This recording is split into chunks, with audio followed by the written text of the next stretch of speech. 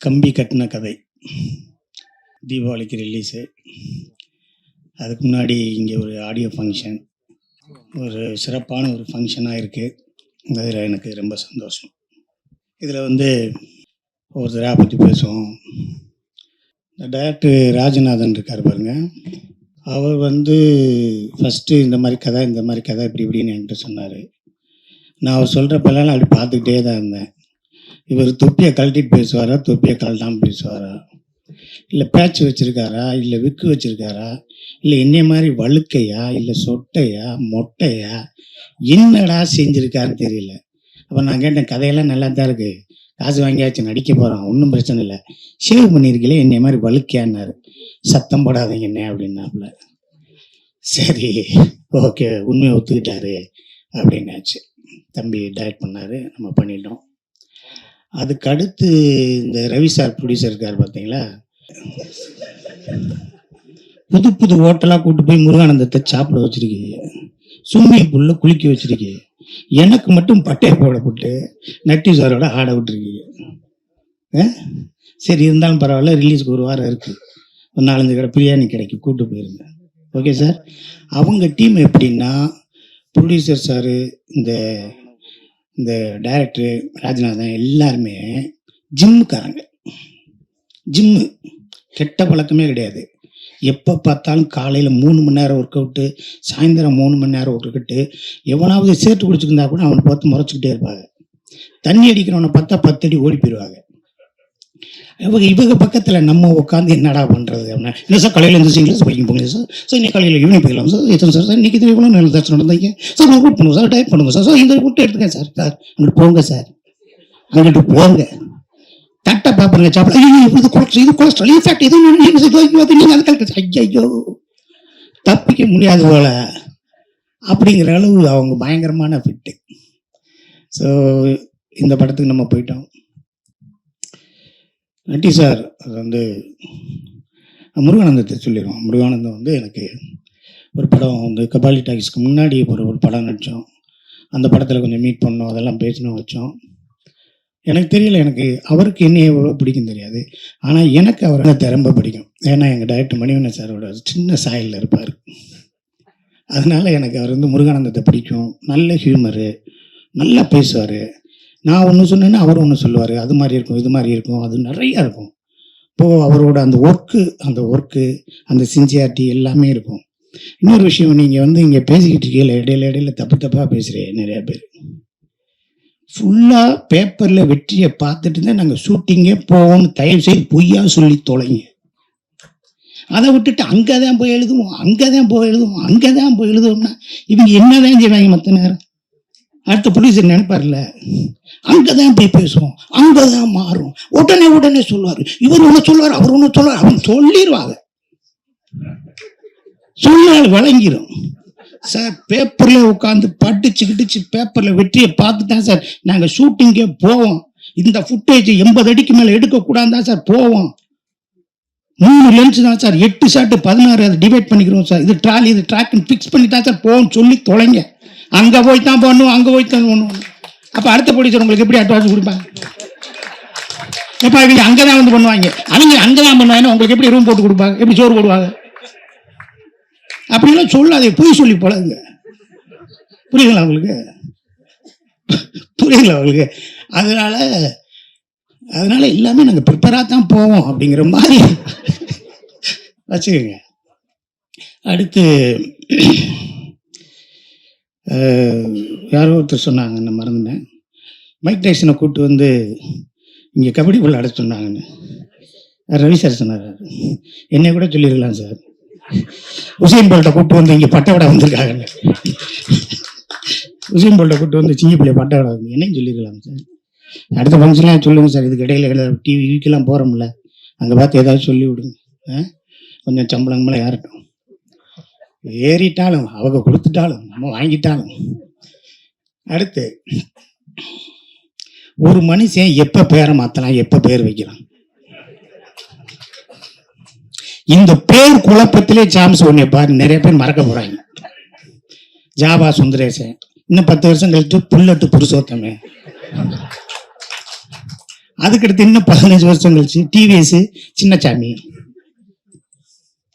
சரி, உங்கள் இஷ்டம், உங்களுக்கு பிடிச்சிருக்கு வச்சுருங்க.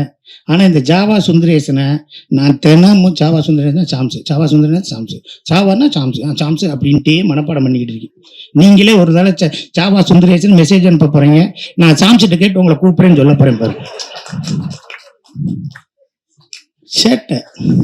சரி, இருந்துட்டு போங்க. இப்போ இங்கே ஒரு சின்ன ஒரு ஆசை இருந்துச்சு. ஸ்ரீரஞ்சனிட்ட கூட சொன்னேன், ஹீரோயின்ட்ட மேலே வரும்போது என் பக்கத்தில் உட்காருமான்னு. யாரோ சீட்டை காட்டி நகட்டி விட்டேன். அந்த பிள்ளையை எட்டி பார்க்க வேண்டியது. அந்த பிள்ளை துபாய் போயிடுச்சு. எங்கே பார்க்குறது? சும்மா ஆனாலும் உட்காந்து ஏதாவது பேசிக்கிட்டு, என்னம்மா நல்லா இருக்கியா? நம்மளுக்கு தெரிஞ்ச 4 இங்கிலீஷ் வார்த்தை. Hello, how are you, where are you, when you are come, when you are back. அதுலேயே 3 வார்த்தைக்கு அது புரியலை. சும்மா நாள் இருங்க சார்ன்றுச்சு.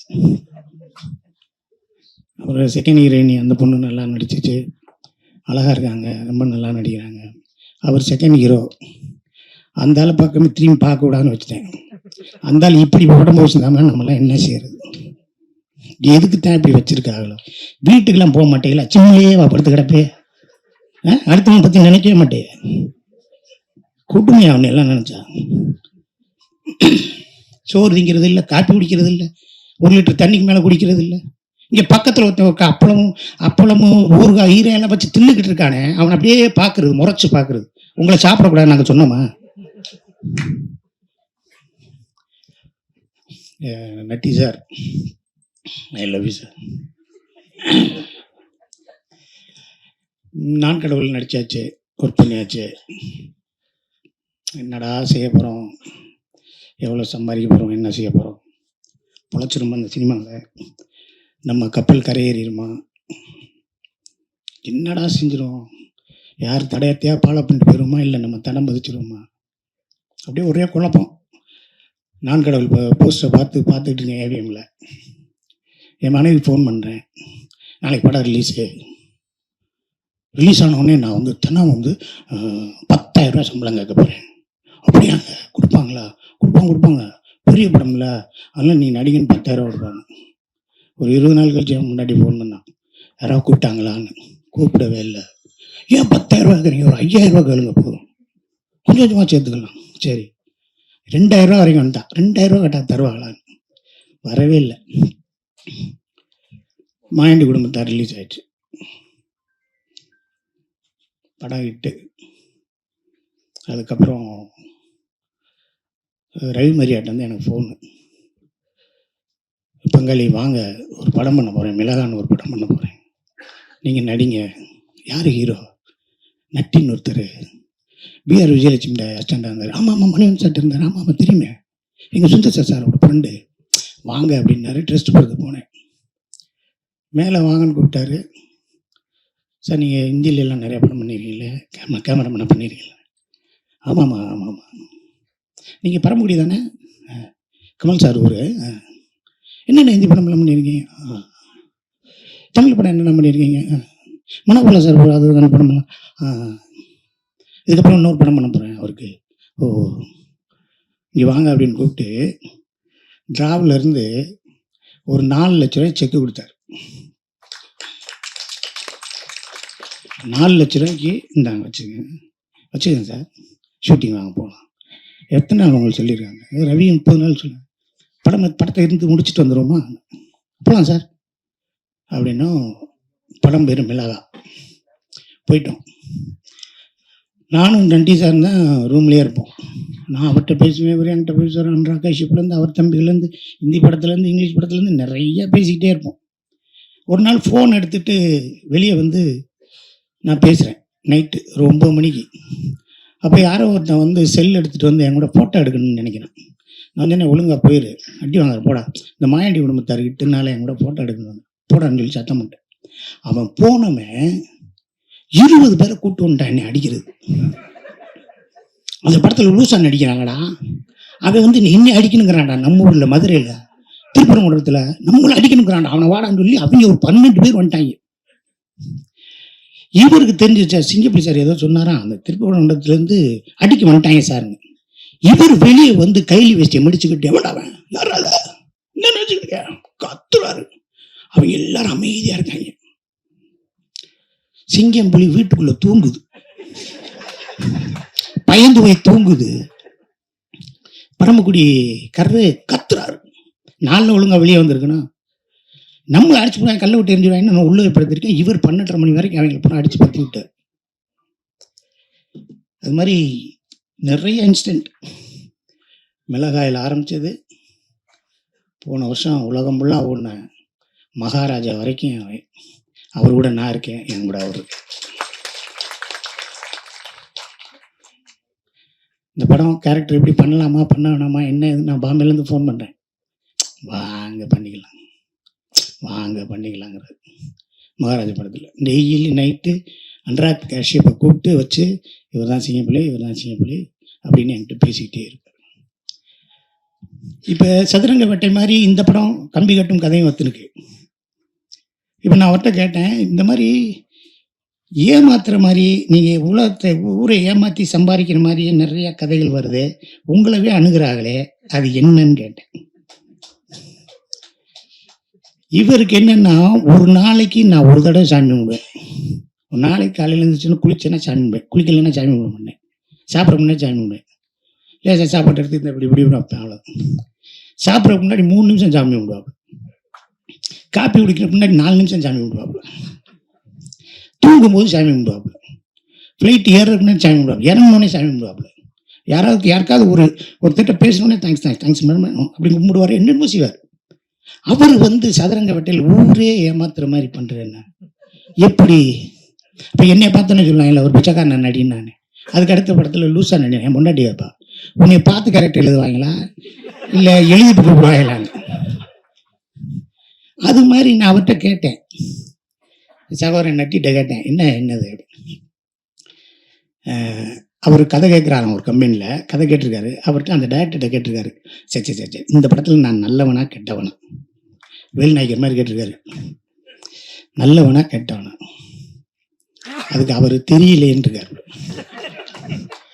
அதுக்கப்புறம் ஏன் தெரியல, நீங்கள் தானே கதை எழுதுனீங்க, நீங்கள் காசு கம்மியாகனா நல்லவர், காசு கூட கேட்டீங்கன்னா கெட்டவர்.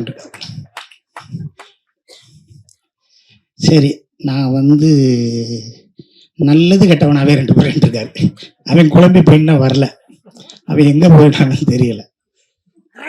ஸோ இந்த படத்தில் என்னென்னா, இந்த படத்தில் சாரோட கேரக்டர் மாதிரியே என்னோட வாழ்க்கையில் நிறைய அனுபவங்கள் இருக்குது.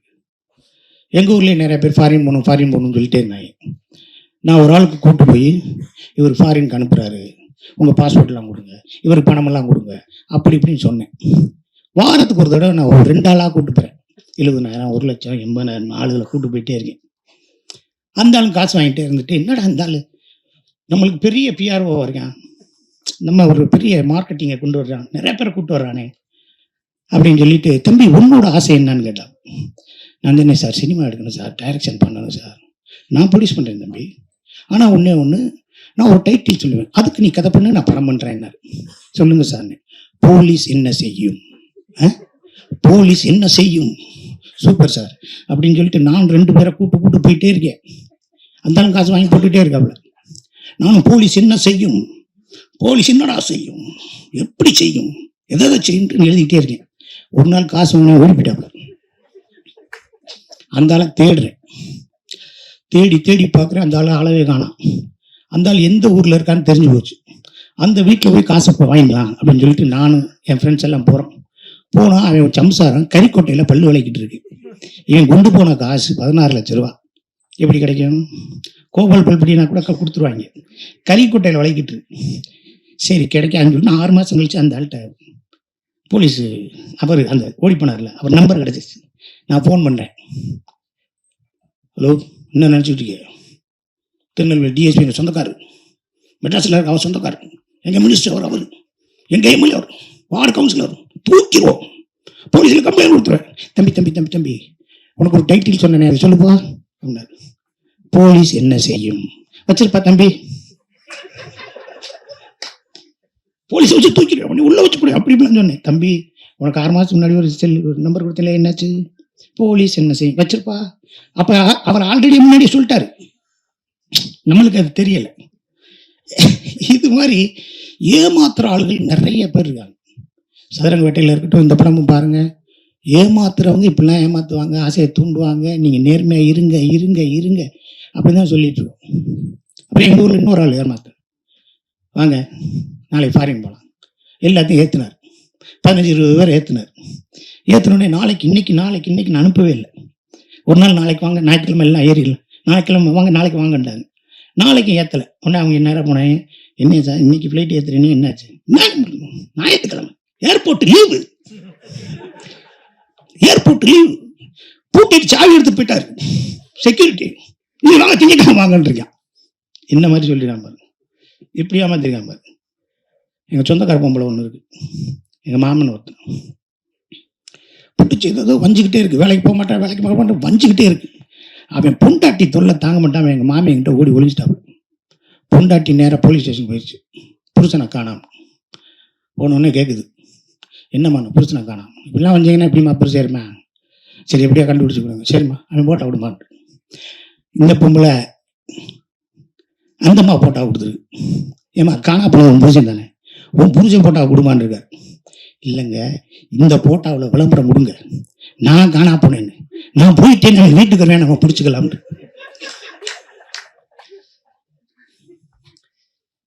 புரியுதுங்களா உங்களுக்கு?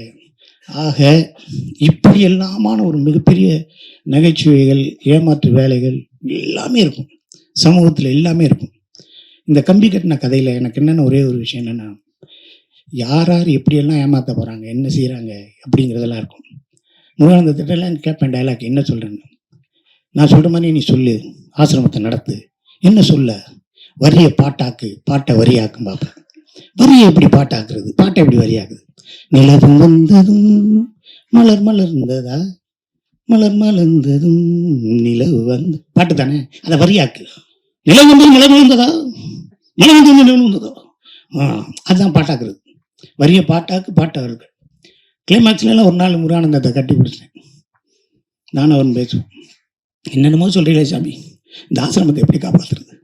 அதுக்கு நட்டி சார் சொல்லார், பணக்காரனா பார்த்து ஏமாத்து, என் பேரை காப்பாத்து.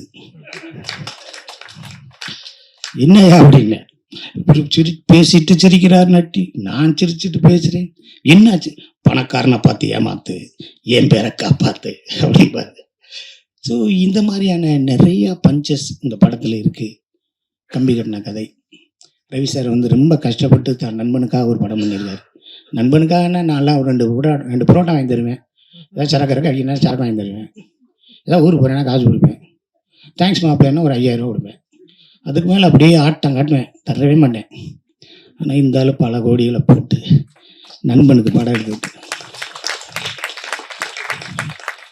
ரவி சார் உங்கள் புண்ணியத்தில் உங்கள் டைரக்டருக்கு அமேசான் காட்டுக்கு அனுப்பி அவருக்கு முடி வளர்றதுக்கு ஏற்பாடு பண்ணேன்னா இன்னும் கொஞ்சம் எனக்கு ரொம்ப சந்தோஷமாக இருக்கும். தம்பி நீ போயிட்டு வரையில 2 பாட்டில் எனக்கு வேண்டாம். ரமேஷ் சார் இந்த விழா நாயகன், மியூசிக் டைரக்டர், சூப்பராக பண்ணியிருக்காரு. மியூசிக் நல்லா பண்ணியிருக்காரு. அவர் வயசுக்கு இன்னும் நிறைய உயரங்கள் இருக்குது, நிறைய காலங்கள் இருக்குது. இப்போ தான் அவங்க தம்பியோட ஃபோட்டோகிராஃபியில் ஒரு படம் பாண்டிச்சேரியில் நான் பண்ணிட்டு வந்தேன். சூர்யா படத்தில், சூர்யா அவருக்கு கேமராமேன் படத்தில் பண்ணிட்டு வந்தேன். எடிட்டர் ஃபாசில். எப்போ நட்டி சார் வீட்டில் இருந்தாலும் போனாலும் அவர் தான் இருப்பார். அன்னே ஒரு படம் பண்ணுறோமே, அன்னே ஒரு படம் பண்ணுறோமே, அன்னே ஒரு படம் பண்ணுறோமே, அன்னே ஒரு படம் பண்ணுறோமே. தலைவர் அதில் ஒரு 50,000 ரூபா குறையுது, அனுப்பிச்சாச்சுனே. இல்லை தலைவர் அது 1 ரூபா, ஐயோ அதெல்லாம் அன்னைக்கே அனுப்பிச்சாச்சுனே அப்படின்னு இருப்பார். சரி வேறு ஏதாவது உறக்க கேட்டோம்னா அடுத்த படத்தை கூப்பிட மாட்டேன். ஆமாம் வந்துருச்சுன்னு நம்ம சொல்லணும். ஆனால் வந்துருச்சு. ஃபாசில், அப்புறம் சாம்ஸு, ஹீரோயினி, செகண்ட் ஹீரோயின், எல்லா டெக்னீஷியன்ஸும் எனக்கு சாங் இல்லையோன்னு நினச்சேன். அப்புறம் ஒரு ஆசிரமத்தில் ஒரு சாங்கை இங்கே போட்டு விட்டு அதை நம்ம கொஞ்சம் பேலன்ஸ் பண்ணிட்டாங்க. கோதண்டன் சொல்லிச்சு, அது எல்லோரும் நடிகர்கள் எதுவும் செய்யலைன்னா ஒரு கம்பெனியில் வேலை பார்த்தா கோதண்டா அந்த கம்பெனி தான் காசு கொடுக்கும். ஒருத்தட்ட டிரைவராக வேலை பார்த்தோம்னா அந்த ஓனர் தான் காசு கொடுக்கும். நம்மளுக்கு உலகமே கொடுக்கும், உலக தமிழர் கூட கொடுக்கும், சம்பந்தமே இல்லாதெல்லாம் கொடுப்போம். உலகத்தின் உச்சபட்ச தீரி என்ன தெரியும் உங்களுக்கு? ஒரு ஹோட்டலில் போய் சாப்பிட்றோம், அந்த ஹோட்டல் ஓனர் எவ்வளோ காசு வச்சுருக்கேன்னு கேட்குறோமா? தம்பி என்ன தோசை வாங்கி தங்கிற, இட்லி வாங்கி தங்கிற, பூரி வாங்கி தங்கிற, எவ்வளோ காசு வச்சுருக்க? ஓனர் கேட்பாரா? சர்வர் கேட்பாரா? கேட்க மாட்டேன். சாப்பிட்டு வந்து காசை கட்டி போகும்பாரு. சேலை எடுக்க போகுது லேடிஸு, அப்படியே சேலையை விரிக்கிறான். வீட்டுக்காரமா கேட்குது, சாயம் போகுமான்னு. ஏக்கா எட்டு போகா, கட்டுக்கா, துவக்கா, காய போடுக்கா, சாயம் போச்சுன்னா காசு வேணாம்க்கா, எட்டு போகாங்கிறான். எட்டு போங்கிறாங்க. நம்ம சினிமா எப்படி வாசல்லே காசை வாங்கிடுவோம். தம்பி 100 ரூபா கொடுத்து போடான்னு. இப்போ வெளியே போஸ்ட் ஓட்டணும்ல, நானும் சன்னி லியோனும் கிஸ் பண்ணிக்கிற மாதிரி, அது உள்ளே இருக்குன்னு நினைக்கிறீங்களா? சரி, இல்லைனாலும் கேஸ் போட முடியுமா? கேஸ் போட்டு அவன் ஜெயிச்சிருவானா? சிங்கப்புலி பறந்து அடிக்கும் 10 ஃபைட்டுன்னு போடுறான், ஒரு ஃபைட் இருக்காது, காசு கேட்பானா? பாடல் அனைத்தும் தேனாறு, பாடல்கள் 6, தேன் சோட்டு 8 முட்டுங்கிறோம்ல, ஏதோ ஒண்ணு இல்ல எனக்கு காட்டு நோக்காருவானா? சிங்கத்தையும் புலியையும் எத்தி விளையாடும் காட்சி, அபூர்வ காட்சிகள் வெளியே போஸ்ட் ஓட்டணும். உள்ள போனா ஒண்ணுமே இல்லை, காசை போடுவோம். கேட்பானா? கேட்க முடியாது. கேட்கறதுக்கு ரூல்ஸே கிடையாது. இவ்வளவுதான். நீ உள்ள போய் பாரு. இதுதான் வித்தியாசமான ஒரு உலகம். புரியுங்களா உங்களுக்கு? இதுதான் வித்தியாசமான உலகம். ஆக இந்த வித்தியாசமான உலகத்துல நிறைய பேர் கொடுக்கையில சாதாரண மனிதனை விட நம்ம கொஞ்சம் அதிகமா சம்பாதிக்கிறோம். புகழடைந்தால், பெரிய ஆளா வந்தால் கஷ்டப்படுறவங்க நிறைய பேர் இருக்காங்க. எல்லா பேரும் சிக்கனு, மட்டனு, கருவாடு, பொங்கல், புளிச்சோறு, சோறு, சாம்பார், கறி குழம்பு, அந்த குழம்பு இதெல்லாம் ஒரு 16 வகை 20 வகையெல்லாம் சாப்பிட முடியாது. சாப்பிட்டதுக்கப்புறம் கடல மிட்டாய், எள்ளு மிட்டாய் வரைக்கும் சாப்பிட முடியாது. யாருக்கு கிடைக்குது? வேலைக்கு போகிறவங்க, மார்க்கெட்டுக்குள்ள இருக்கவங்க மட்டும்தான் கிடைக்குது. அப்படி சாப்பிடாதவங்க நிறைய பேர் கஷ்டப்பட்டு இருக்காங்க. நம்ம மட்டும் எதிர்பார்க்குறாங்கன்னா அவங்க முடிஞ்ச அளவு செய்ய முடியாதுனாலும் லேசாக நம்ம செஞ்சுட்டோம் அப்படிங்கிற எண்ணத்தோடு நம்ம வாழ்க்கையை கடந்து போயிடுவோம். நம்மகிட்ட மட்டும் ஏன் கேட்குறாங்கன்னா எல்லார்ட்டையும் தான் ஏன் கேட்குறாங்க, எல்லாரும் தான் செஞ்சுக்கிட்டு இருக்காங்க. அதனால முடியாததை நம்ம சொல்லி கடந்து போயிடுவோம். அவ்வளோதான். செய்யக்கூடிய வாய்ப்பு, செய்வாங்கன்னு நம்ம நம்பிக்கை கொடுத்த அந்த அவங்களுக்கு தான் நம்ம நன்றி சொல்லணும். நான் செய்வேன்னு உங்களுக்கு தெரியுமா? என்கிட்ட கேட்குறீங்கல்ல, நான் கொடுக்கக்கூடிய சூழ்நிலை இருக்குன்னு உங்களுக்கு தெரியுதுல்ல, அதே நம்மளுக்கு சந்தோஷமான விஷயம்தான். ஆக இந்த கம்பி கட்டும் கதை தீபாவளி ரிலீஸ் ஆகுது. படம் பாருங்க, ரொம்ப என்ஜாயபுல்லாக இருக்கும், காமெடியாக இருக்கும். நட்டி சார் வேற ஒரு டைமென்ஷனில் பார்ப்பீங்க. முருகானந்தத்துலேருந்து இங்கே இருந்த நடிகர்கள்லேருந்து தொழில்நுட்ப கலைகள்லேருந்து எல்லாருமே நல்லா பண்ணியிருக்காங்க. ப்ளீஸ் நீங்கள் மீடியா கொஞ்சம் சப்போர்ட் பண்ணுங்கள். நல்லா இருக்கே, பார்க்கலாமே. கம்பி நல்லா கட்டியிருக்காங்களே, பில்லர் நிற்கும் போல இருக்கு, மேலே ஃபவுண்டேஷனை போட்டுலாம் போல, மேலே ஆர்சி எழுப்பிடலாம் போல இருக்கு அப்படிங்கிற மாதிரி ஒரு பாசிட்டிவாக போட்டு விட்டுருங்க. செகண்ட் ஹீரோயினி சொல்லிச்சேதோ, கம்பி நல்லா கட்டிட்டாங்கோ, நல்லா அந்த கட்டிட்டு அந்த பில்லரு அது நல்லாவே இருக்கும், அது அது ஏன்னா அப்படி கட்டினாங்க கம்பி. நான் பார்த்தேன், எங்கம்மா ஏவா இப்படி கம்பியை வாங்கிட்டு வரல, பிரியாணியாக வாங்கிட்டு வந்திருக்காரு, கம்பியை காண. ஆக இந்த கதை, இந்த படம் உங்கள் கையில் இருக்கு. எழுத்தாளர் கல்கி சொன்னது போல ஒரு நல்ல கதை, நல்ல ஒரு படைப்பு நன்றாக இருந்தால் அதை ஏழை எளிய கடைசி மக்களிடம் வரையும் கொண்டு சென்று விடுங்கள்.